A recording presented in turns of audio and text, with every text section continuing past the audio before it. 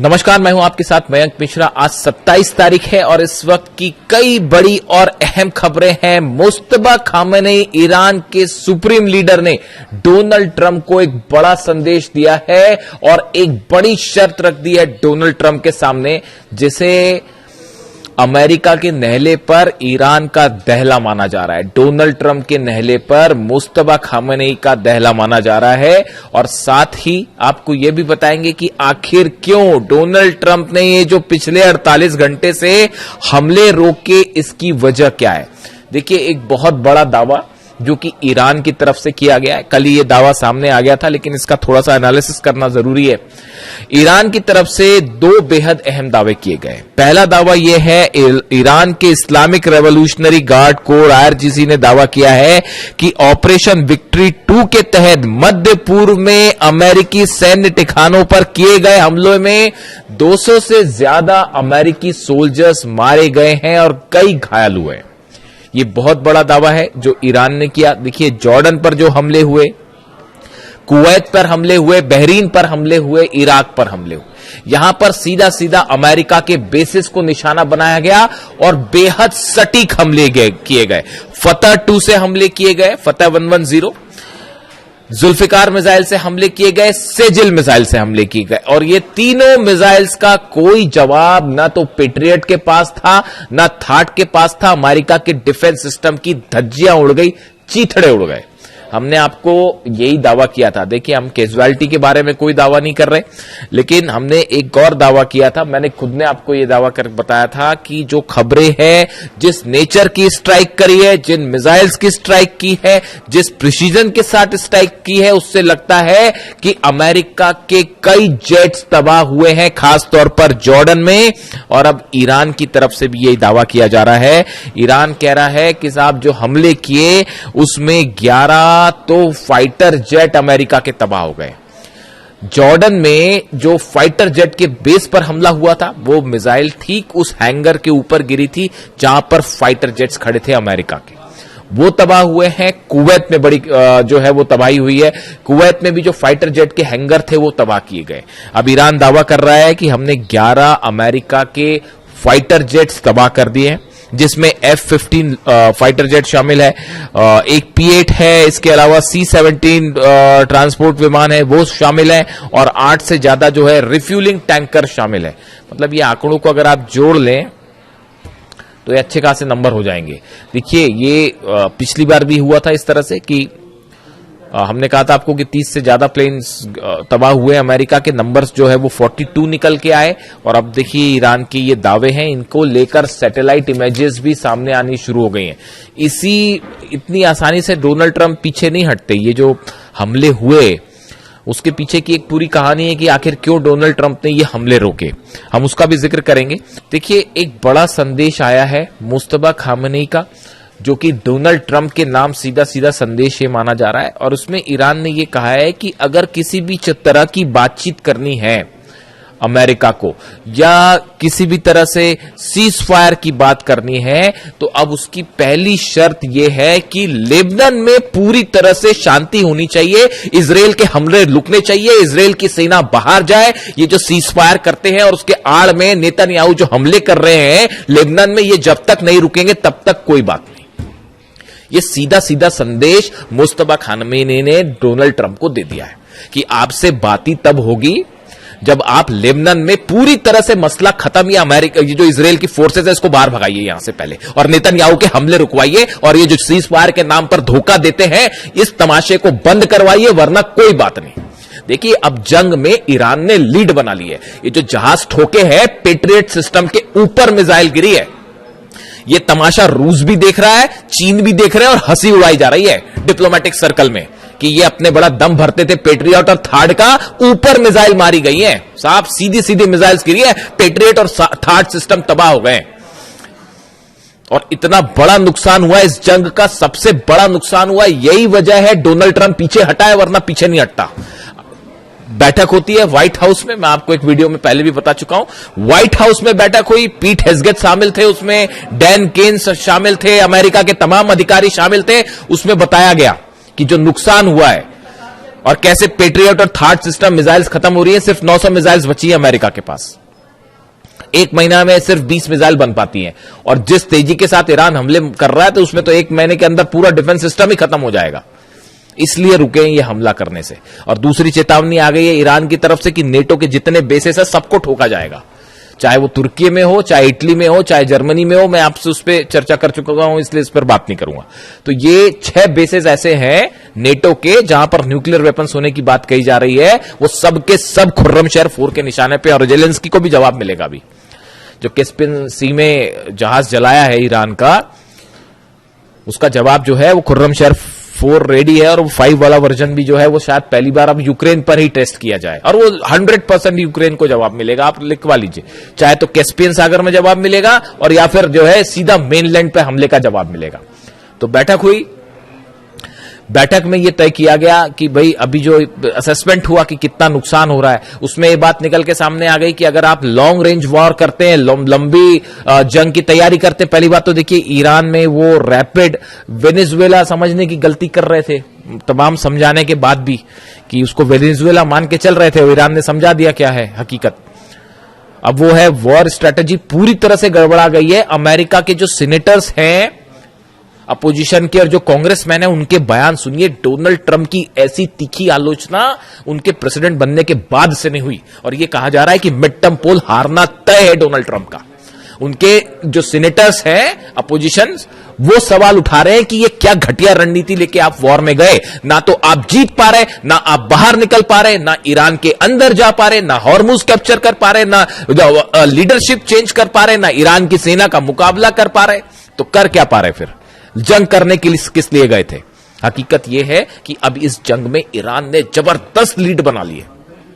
ये उसी दिन तय हो गया था जिस दिन अली खामेनी साहब पे हमला किया गया था। मेरे पे लोग सवाल उठाते थे जिस दिन अली खामेनी साहब का असैसिनेशन हुआ, उसी दिन जो मेरा पहला वीडियो था 28 तारीख को असैसिनेशन के बाद का, उस वीडियो में मैंने कहा था कि आप देखिएगा ईरान ये जंग कभी नहीं हारेगा। और आज 5 महीने बाद आप कहां खड़े हैं? हॉर्मुज के गेट पर जो है वो पहरेदारी करते खड़ी हुई है अमेरिका की सेना। सच है या नहीं बताइए? क्यों नहीं एंटर कर लेते हॉर्मुज में? अंदर एंटर करिए। अबू मेहदी ऐसी मार मारेगी ना कि एक भी जहाज नहीं बचेगा। वो जहाज पीछे खींचने पड़ गए। ये जो दूसरे दौर की हवाई फायरिंग करी, इसमें जो फाइटर जेट से हमले किए गए, वो हमले के पहले वो जो जहाज खड़े थे वो पहले आगे खड़े थे, उन सबको पीछे खींचना पड़ गया। वो 1000 किलोमीटर की रेंज के पीछे करना पड़ गया, वरना अबू मेहदी ऐसा मार मारते कि जहाज नहीं बचते।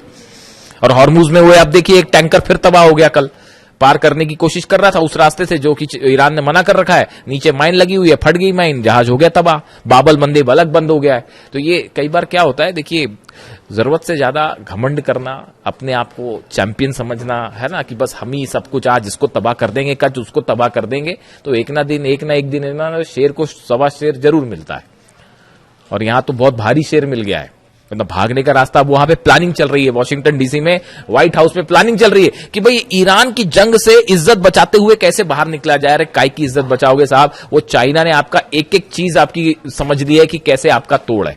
F-35 फाइटर जेट का तोड़ क्या है, F-18 का तोड़ क्या है, टॉम हॉक मिसाइल गिर गई और तो और छोड़ दिया। इससे बड़ी बात और क्या होगी? वो ईरान जो मलबा दिखा रहा है टॉम हॉक मिसाइल का, टॉम हॉक मिसाइल को मार के गिरा देने का मतलब आप समझते हो?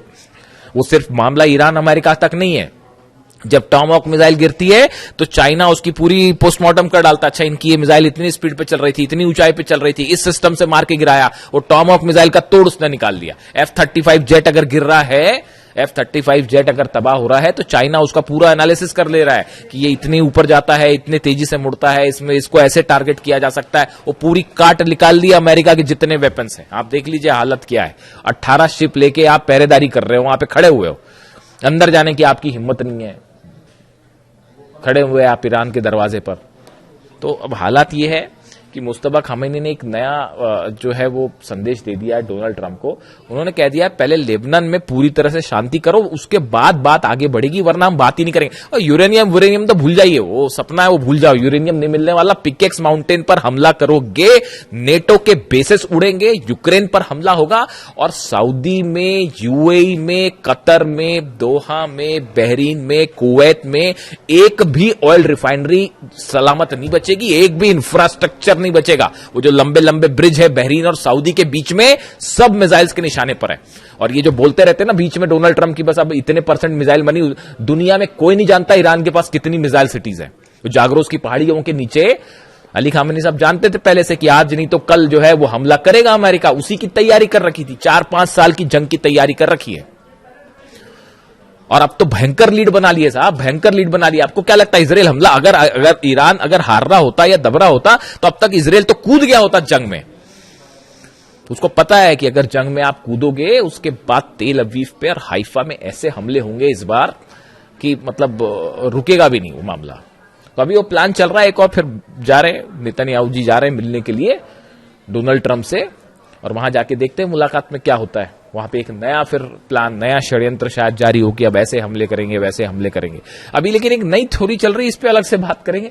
वो यूक्रेन ये जो बैठक हुई जिसकी मैं जिक्र कर, अच्छा पहले मुस्तफा खामेनी साहब की बात कर लें। इन्होंने जो ये संदेश दिया लेबनान वाला, इसको गेम चेंजर माना जा रहा है। वो जो है उन्होंने कहा हम अपने न्यूक्लियर प्रोग्राम पे कोई बात नहीं कर रहे, हम स्ट्रेट ऑफ हॉर्मुज पे बात ही नहीं कर रहे, वो तो बंद है, वो कोई नहीं खुलवा सकता।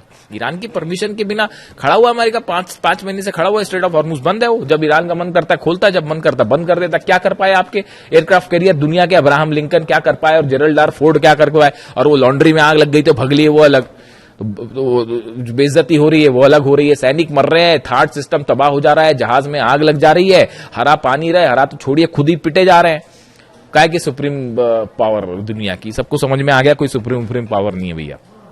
और मिसाइल के मामले में Iran is the new supreme power of the world, super power of the world, इसमें कोई शक नहीं है।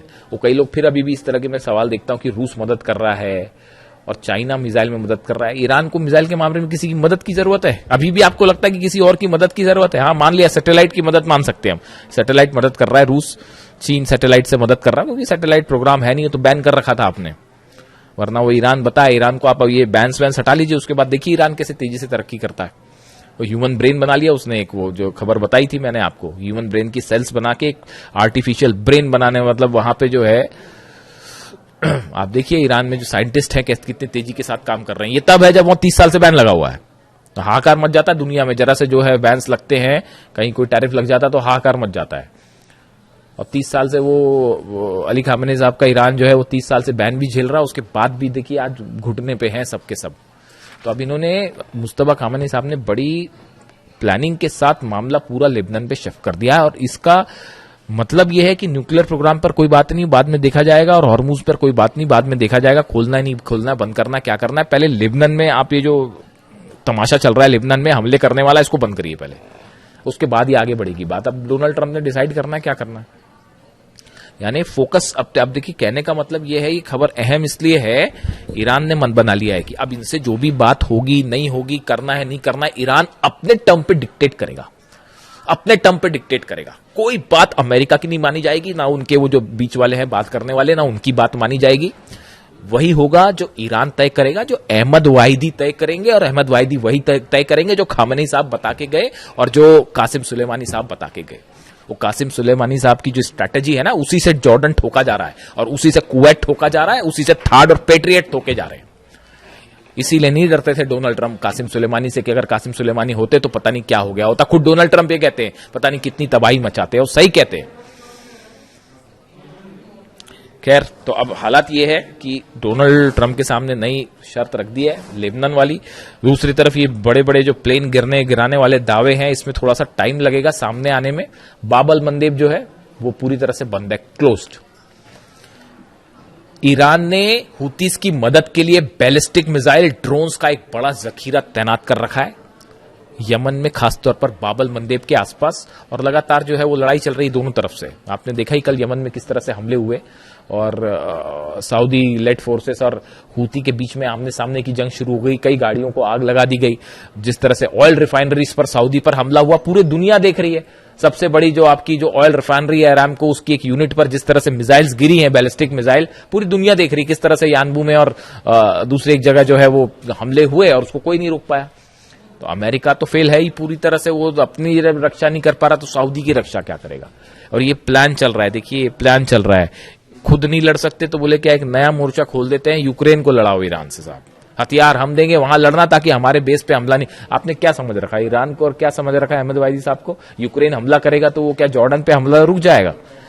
अहमद वाहिदी साहब ने, जो मेरे पास जो जानकारी है, ईरान की सेना ने, आईआरजीसी ने अपना टारगेट तय कर रखा है, पूरे अरब से अमेरिका को बाहर निकालो, ट्रंप की सेना को बाहर निकालो, उसके बाद देखा जाएगा।